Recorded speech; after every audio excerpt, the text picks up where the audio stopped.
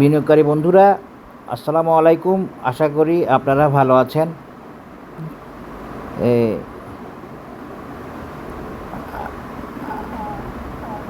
আমি গতকাল ভাবছিলাম আজকে থেকে অফিস খোলা, কারণ কালকে আমার দায়িত্ব, ব্রাঞ্চের পুরো দায়িত্ব আমার। তো সেটা আমি আজকে ভাবছিলাম, এই জন্য আমি দু একটা ভিডিওতে ভুলক্রমে বলে ফেলছি যে আগামীকাল থেকে মার্কেট খোলা। যাই হোক, এরকম মিস্টেক হবেই, তো এটা কোনো সমস্যা না, জাস্ট আপনাদের সাথে শেয়ার করলাম। এখন আমি আপনাদেরকে সংক্ষেপে কয়েকটা ইন্স্যুরেন্সের অ্যানালিসিস শেয়ার করব, যেগুলো যেগুলো ওর জন্য আপনারা অপেক্ষা করতেছেন বলে আমি মনে করতেছি। কয়েকটা ইন্স্যুরেন্সের অ্যানালিসিস একসাথে শেয়ার করার চেষ্টা করব। আশা করি আপনারা বুঝতে পারবেন, আপনাদের কাজে লাগবে, আপনারা উপকৃত হবেন। দেখেন, প্রথমে অ্যানালিসিসটা দিচ্ছি হচ্ছে আসলে রূপালী ইন্স্যুরেন্সের। তো এক্ষেত্রে আমি ইচিমুকুটা আসলে না নিয়ে পারি না, আর রূপালী আরেক দিন হয়তো কারেকশান হতে পারে, কারেকশান হয়ে এই লেভেলে আসতে পারে, না হতে পারে। রূপালী একটা সাপোর্টে আছে, তানকেনসেনের সাপোর্টে। হ্যাঁ, এখন আমি কুজেনসেন পর্যন্ত একটা সাপোর্ট দেখালাম, এখানে আসতে পারে।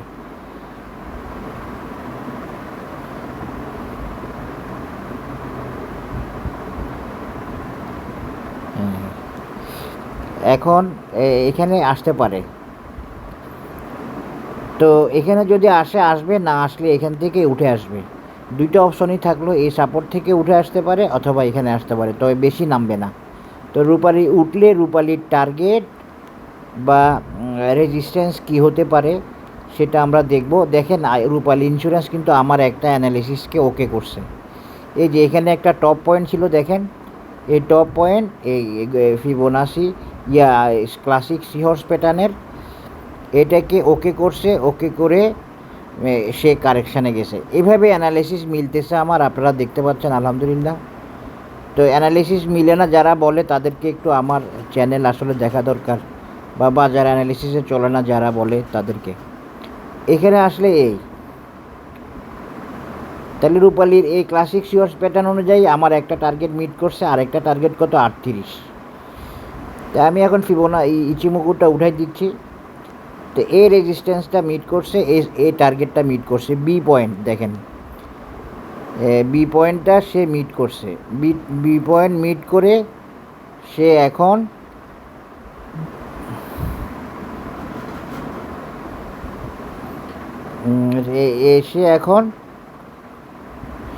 সে এখন আরেকটা টার্গেট তার সামনে পেন্ডিং, সেটা হলো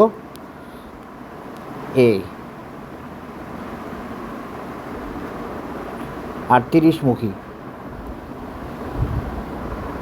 এই 38-এর মেজারমেন্টটা দেওয়ার সাথে সাথে আমি আপনাদের সাথে আরেকটা অ্যানালিসিস শেয়ার করব রূপালীর, সেটা হচ্ছে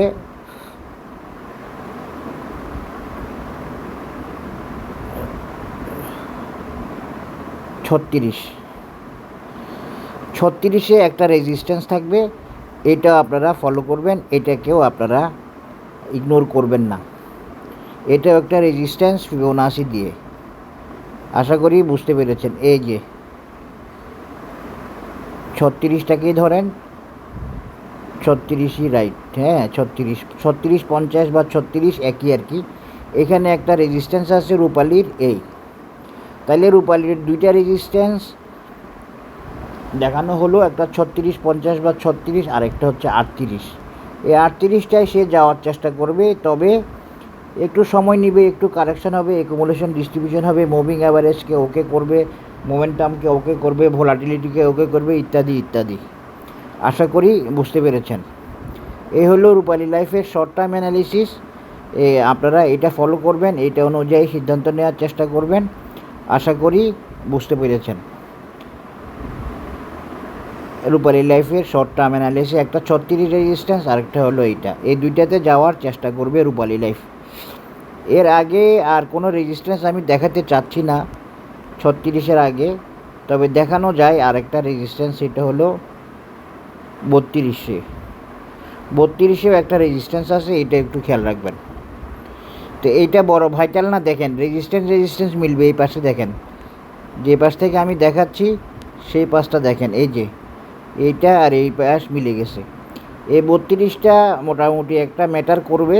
তো 32-এর দিকেও আপনারা খেয়াল রাখবেন। তবে মূল টার্গেট হচ্ছে 36 এবং 38। তো এইটা দেখাই আমি আপাতত রূপালী লাইফের অ্যানালিসিসটা এখানে শেষ করতেছি। আশা করি আপনারা বুঝতে পেরেছেন। এখন আমি যাই হচ্ছে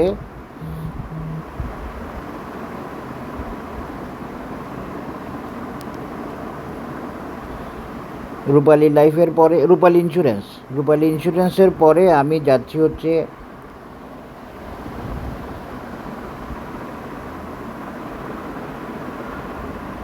ফেডারেল ইন্স্যুরেন্স।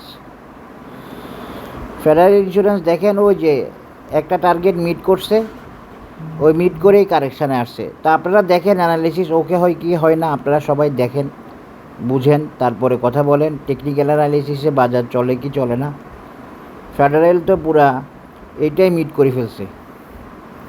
এখন ফেডারেলের নেক্সট রেজিস্ট্যান্স কি? আমি যদি ফেডারেলকে এই পয়েন্ট থেকে দেখাই, 26 টাকা পয়েন্ট থেকে যদি দেখাই, তাহলে এই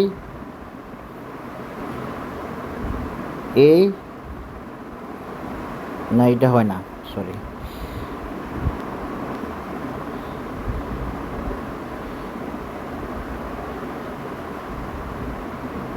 এই এবং তাহলে সে ফেডারেল XA পয়েন্ট মিট করে ফেলছে। তাহলে ফেডারেলের পরে রেজিস্ট্যান্স কত? এই 32 টাকা। আশা করি বুঝতে পারছেন। ফেডারেলের নেক্সট রেজিস্ট্যান্স কত? 32 টাকা। ফেডারেল এখানে যাওয়ার চেষ্টা করবে সর্বোচ্চ। এবং দেখেন, ফেডারেল 32 গেলে প্রায় 50% গ্রোথ দিচ্ছে আপনাদেরকে। তো আমি কি ইন্স্যুরেন্স এমনি করছি, এমনি বলছি না। আশা করি আপনারা ফল পাচ্ছেন। বাজারে এখনও সবাই বুঝে নাই, বাজার এমনভাবে ডিল করতেছে, বাজার পুরোপুরি কনসেন্ট্রেশনে যায় নাই।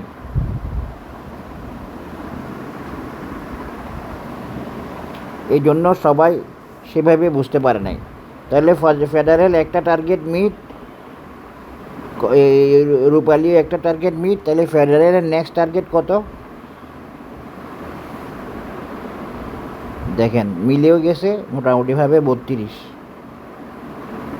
এই ফেডারেলের টার্গেট।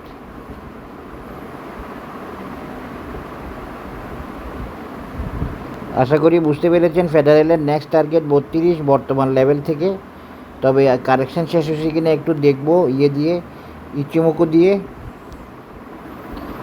দিয়ে কারেকশান হয়তো একটু নিচে নামতে পারে, নইলে এখান থেকেই উঠে আসতে পারে ফেডারেল নেক্সট টার্গেট 32, 26 টাকা মিট। আশা করি বুঝতে পারছেন। তাহলে আমি ফেডারেলের অ্যানালাইসিসটা এখানে শেষ করতেছি। ফলে ফেডারেলের আরেকটা রেজিস্ট্যান্স আছে এখানে, ওইটা হলো 30 টাকা লেভেল। এটা একটু খেয়াল রাখবেন, 30 টাকা লেভেল। 32 আগে একটা রেজিস্ট্যান্স আছে ফেডারেলের 30 টাকা। ক্লাসিক সি হর্স প্যাটার্ন দিয়ে দেখাইলাম। এরপরে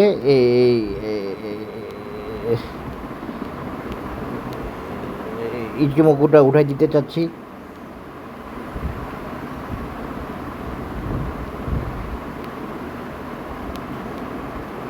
আচ্ছা, দরকার নেই ওঠানোর। এটা হলো ফেডারেলের নেক্সট রেজিস্ট্যান্স বা নেক্সট টার্গেট। আশা করি বুঝতে পারছেন। এখন দুইটা অ্যানালিসিস শেষ করলাম, আর এখন আর দিচ্ছি না, দুইটা অ্যানালিসিস দিলাম। সবাই ভালো থাকবেন, ধন্যবাদ, আসসালামু আলাইকুম।